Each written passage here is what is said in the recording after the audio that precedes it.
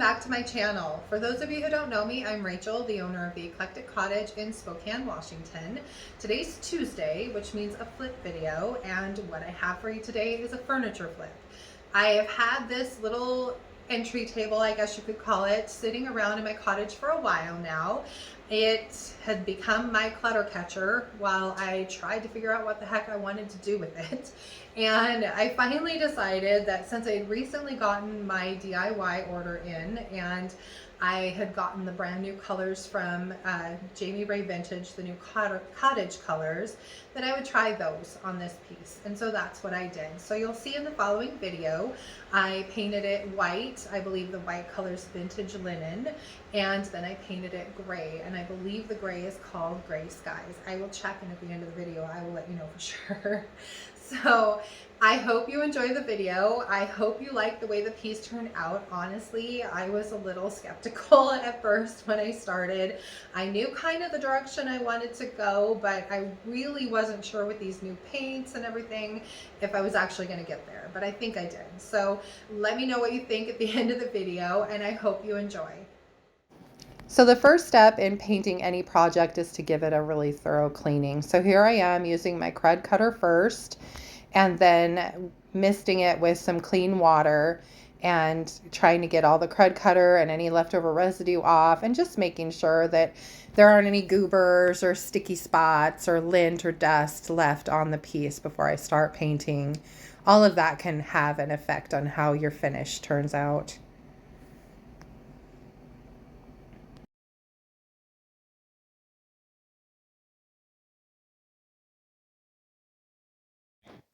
So here I am opening the can of white linen, and I know you can't see in the video, but there's a little bit of a film over the paint, I'm sure due to the top coat that's in it. So just know when you get these to give them a really good stir before you start painting.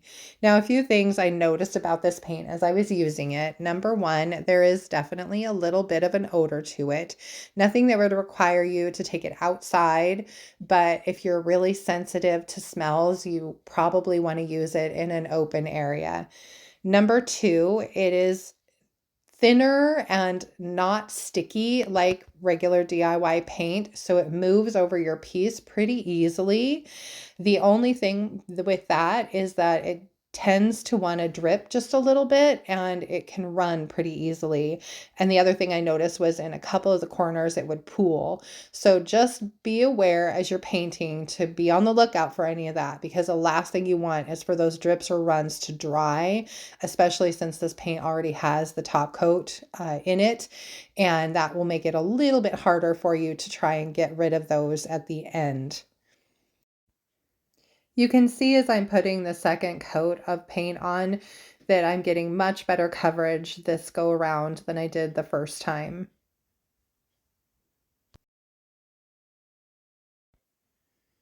And although I know I'm going to be putting another color over this, I did go over it a third time.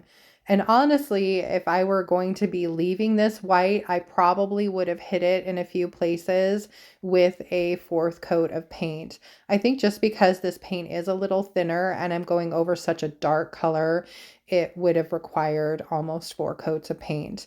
The other thing that I noticed about this paint though is when it's dry, it is so smooth. I ran my hand across the top and there were no ridges from brush strokes, nothing. It was just smooth as butter. Really nice.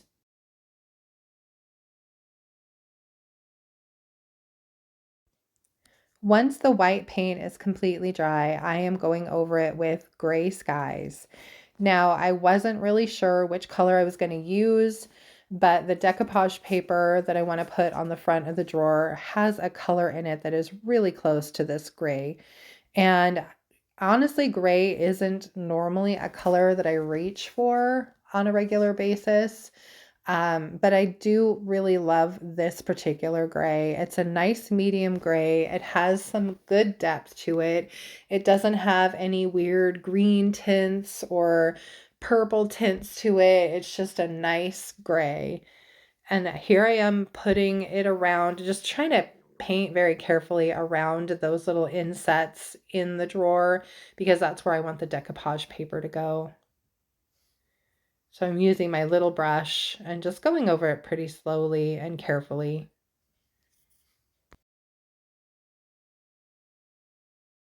So here's the piece after one coat of paint completely dry. And you can see there's still some of the shadow of the white shining through the gray. So I did decide to go over it with another coat of gray paint. Now, one of the other things that's so great about these particular paints is that since they're sealed once they're dry, when you put a second or third or fourth coat of paint on it, you don't have to worry about reactivating the paint that was underneath. So you're not going to start pulling paint away from edges or corners or out of little areas like you normally would with some of the DIY paints. And here I am just trying to carefully go around those drawers again. And next up is sanding. Now, sanding was kind of interesting with this piece because it was a very wet, rainy, snowy, ugly day outside, and I could not drag this piece out through the weather, so I had to figure something else out. Here we are in my little storage area that I call the bump out, and I had to clear a space big enough for the piece, myself, and the camera, but I managed to get it done. And I just wanted you to kind of see as I'm sanding the look I'm going for here. Very worn. I wanted to go down through the white paint into the dark wood and give it a nice three-toned effect in places.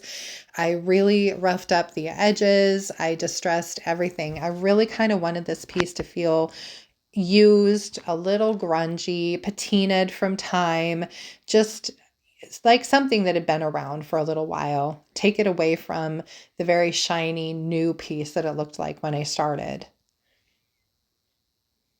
Now, I do have to say, if you are sanding in an enclosed area like this, you really should wear a mask. I was not, and when I was done, I went and blow my nose, and it was just full of that gray paint. So not the best decision there. Next time I will definitely wear a mask. I'm used to actually sanding outside, and so I didn't even think of it.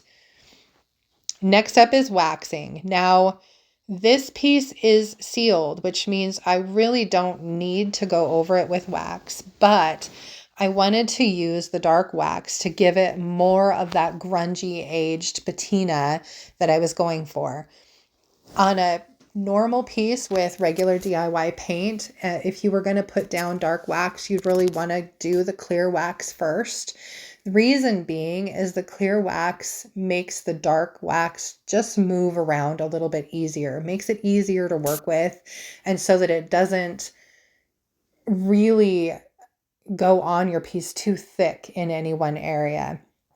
What I figured out really quickly here is that since this piece was already sealed, I really didn't need to go over it with the clear wax first. I could just hit it with the dark wax, and that was fine.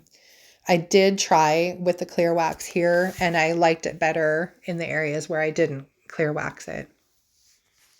So what I'm doing is I'm taking a chip brush with the dark wax, and I'm going into all of the corners and just kind of layering the wax, the dark wax in there to give it a patina, kind of make it look like a little dirty, I guess, in the areas where it might have gotten dirty over the years and not gotten cleaned quite perfectly. And I just want this to have kind of a grungy aged look when I'm done. Now I'm going over the whole top with the dark wax. I rubbed it in really well, trying to get a nice even tone, but you can see it's starting to look, like I said, a little bit grungy, which is definitely what I wanted to go for. And I went back over it several times in a few areas where I thought that I wanted more of that grungy patina to be, corners and whatnot, just giving it a really good coat of this dark wax.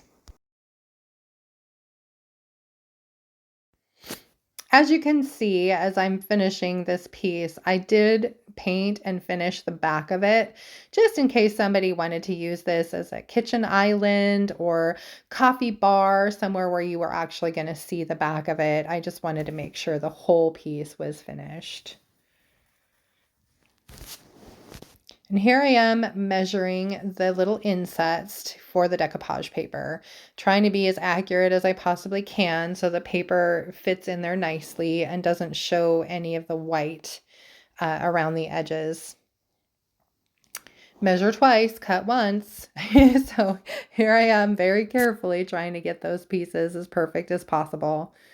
So I've got 3 pieces of decoupage paper, and how I do this, I'm using DIY's liquid patina. And so I start in one corner on one side, and I get the paper started, and then I move across with the liquid patina and smooth it down as I go. And once the paper's down and I'm happy with its placement, I cover it with another coat of liquid patina. So here I am starting on one side, putting the paper down, lifting the other side, and then going over the liquid patina and following it with the paper. Smooth it down and then put a coat of liquid patina on it. Really easy process, just a little time consuming, but you want to be careful and make sure that it looks good when you're done. The things I like about the liquid patina is that it's very smooth and it dries crystal clear. So it just gives a really nice finish to these pieces. And the drawer is the last piece of the puzzle, and once that is all dry, it is time to put it all together. And here's the finished piece.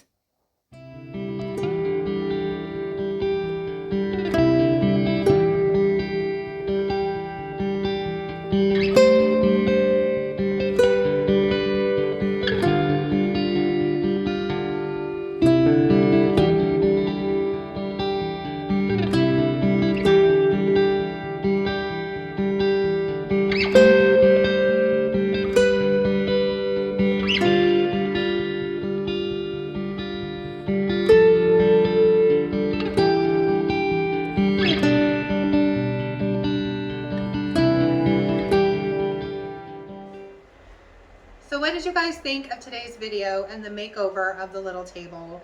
I'm really happy with how it came out. I think it is exactly what I had kind of in the back of my head. I love the way that the dark wax kind of grunged it up a little bit, and my favorite part's probably honestly the knobs. I absolutely love those little flower knobs, and I'm so happy that I found a great piece to put them on. I just happen to have those laying around here in my stash. I'm a knob junkie, and so I tend to pick them up here and there, and I have a whole bunch of them in the kitchen. So anyway, I would love to hear what you think. What was your favorite part? Did you have any questions about the piece? And if you like content like this and you want to see more of what I've got going on here at the cottage, please subscribe to my channel and then hit the little notification bell, and that will tell you when I put out new content. I will be giving you a new video on Thursday. It is Thrift Haul Thursday, so I will be bringing you all the cool stuff that my husband and I find on our next junk run. And that's it from here for today. I am going to go home. It is evening time, almost time to close down the shop. I'm exhausted. I got to start my day shoveling a bunch of really heavy wet snow. So my arms are really sore. Anyway, I hope I will see you back here on Thursday. And until then, I hope you have a great week, and I'll see you then. Bye.